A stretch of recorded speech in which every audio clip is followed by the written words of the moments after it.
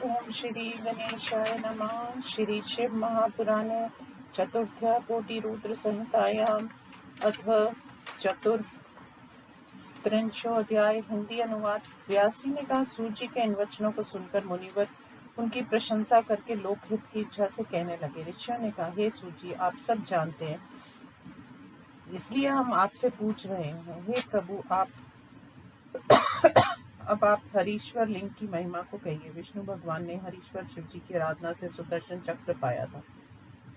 हे तात, आप विशेष करके उस कथा को सुनाइए। सूची ने कहा, हे ऋषिवरों, हरीश्वर की शुभ कथा को सुनिए। जिस प्रकार शिव जी से विष्णु ने पहले सुदर्शन चक्र पाया था, किसी समय दैत्य देवताओं ने से बलवान हो गए। वे सभी लोगों को पीड़ित करने लगे और उन्होंने धर्म लोप भी कर दिया। महाबली तथा पराक्रमी दैत्यों द्वारा पीड़ित देव रक्षक विष्णु के पास गए और उनसे अपना दुख सुनाए। देवताओं ने कहा, हे प्रभु, दैत्यों से पीड़ित हमारे ऊपर कृपा कीजिए। हम कहाँ जाएं? सबके रक्षक आपके पास आए हैं। सूची ने कहा, दुखी देवताओं के वचनों को सुनकर शिव जी के चरण कमलों का स्मरण कर विष्णु जी ने कहा, हे देवताओं, शिव जी की आराधना करके मैं आपका कार्य करूंगा।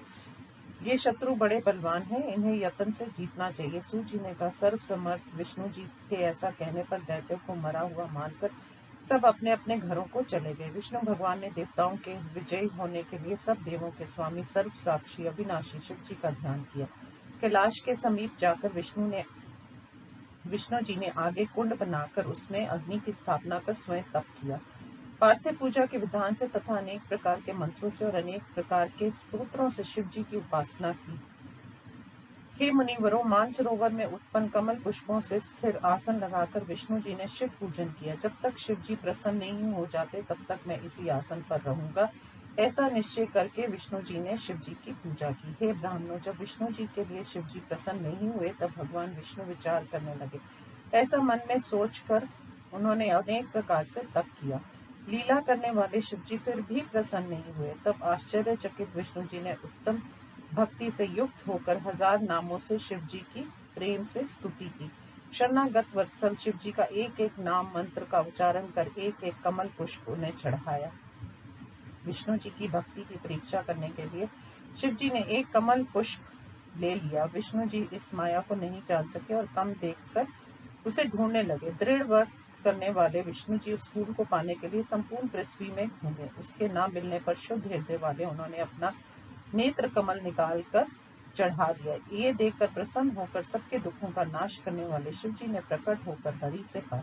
शिव जी ने कहा, हे विष्णु जी, मैं आपसे प्रसन्न हूँ, इच्छित वर मांगिए, मैं आपको दूंगा, आपको मैं सब कुछ दे सकता हूँ। शिव जी ने कहा। शिव जी के इस प्रकार वचन को सुनकर प्रसन्न होकर विष्णु जी हाथ जोड़कर कहने लगे। विष्णु जी ने कहा, हे नाथ, आपसे मैं क्या कहूँ, आप अंतर्यामी हैं, आपकी आज्ञा से मैं कहता हूँ। हे स्वामी, दैत्यों ने संपूर्ण विश्व को दुखी कर रखा है, उन्हें मारने के लिए मेरा कोई अस्त्र समर्थ नहीं है। क्या करूं, कहाँ जाऊं? आपसे बढ़कर मेरा कोई रक्षक नहीं है। अंत में आपकी शरण में आया हूँ।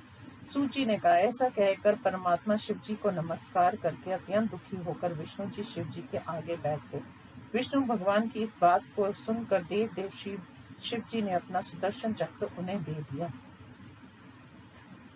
उसे पाकर विष्णु जी ने उन सभी बलवान दैत्यों को बिना परिश्रम के मार दिया। तब देवता प्रसन्न हुए, संसार के प्राणी स्वस्थ हुए और विष्णु भगवान की सुंदर आयुध को पाकर महासंखी हुए। ऋषियों ने कहा, शिव जी के वे सहस्त्र नाम क्या हैं जिनसे प्रसन्न होकर शिव जी ने अपना चक्र विष्णु भगवान को दे दिया? उस महात्मा को आप शिव संवाद के साथ मुझसे कहिए, जिसके कारण विष्णु जी के प्रति शिव जी कृपालु हुए। व्यास जी ने कहा, उन सावधान मन वाले मुनियों के उपयुक्त वचनों को सुनकर शिव जी के चरण कमलों का स्मरण कर सूत जी ने कहा, इस प्रकार श्री शिव महापुराण में विष्णु सुदर्शन चक्र लाभ वर्णन नामक 34वां अध्याय समाप्त। ओम नमः शिवाय।